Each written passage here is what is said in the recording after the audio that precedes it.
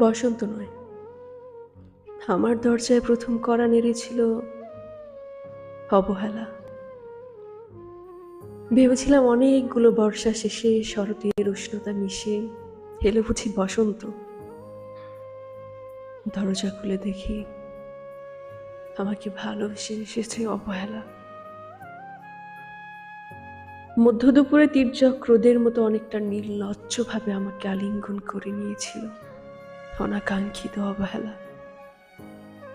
আমি চারপাশে তাকিয়ে দেখেছিলাম আমার দিন দশায় কার করুণা বাড়তি পেখম ছড়িয়ে আছে কিনা। ছিল না। বৃষ্টিহীন জনপদে খড়খড়ে রোদ যেমন দস্যুর মতো অদমনীয়, তেমনি অবহেলাও আমাকে আগলে রেখেছিল নির্মহ নিঃসংকোচিত। আমি অবহেলাকেও পিছনে ফেলে একবার ভৌ দৌড় দিয়ে এগিয়ে গিয়েছিলাম।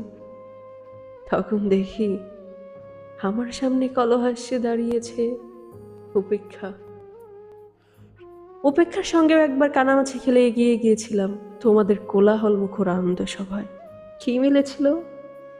ঠোঁট উল্টানো ভর্ৎসনা আর অভিশপ্ত অনুরার মতো একতাল অবজ্ঞা। তাও সয়ে গিয়েছিল একটা সময়। ধরেই নিয়েছিলাম আমার খুনকালেই হবে না রাবীন্দ্রিক প্রেম।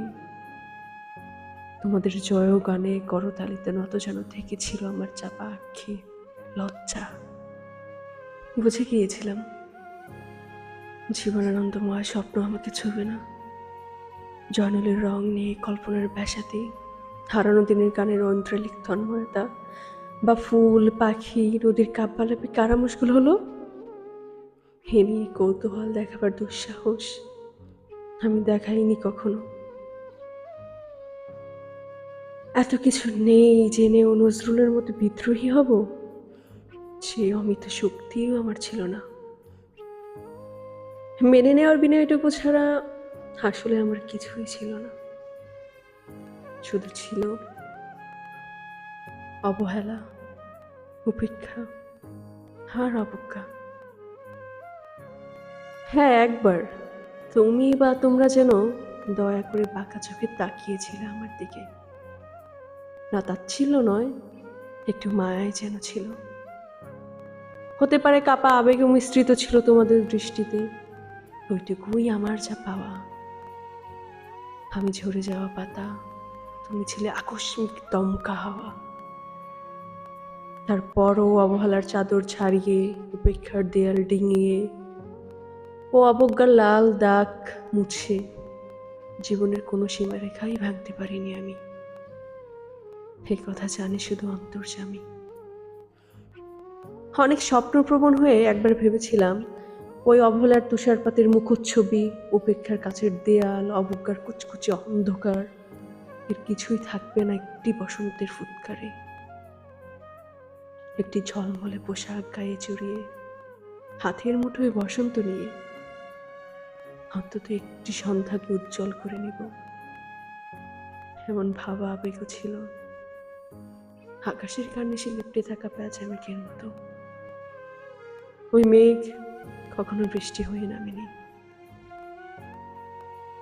তোমার বা তোমাদের নাগরিক কোলাহল কখনো থামেনি। অর্ধেক জীবন ফেলে এসে দেখি অনেক কিছু বদলে গেছে। সে কি কোথায় হারালো কৈশোরের দিনলিপি? বিপন্ন করা অবহেলা, স্বপ্নকে অবদমনের স্বরলিপিতে আটকে ফেলা উপেক্ষা, আর তারুণ্যকে ম্রিয়মান করে রাখার অবজ্ঞা।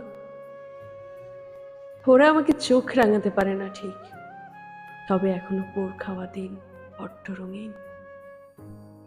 আমি জানি দীর্ঘশ্বাসে ভরা এ আখ্যান যদি পেত কবিতার রূপ, সেই অবহেলা হতো বসন্ত স্বরূপ।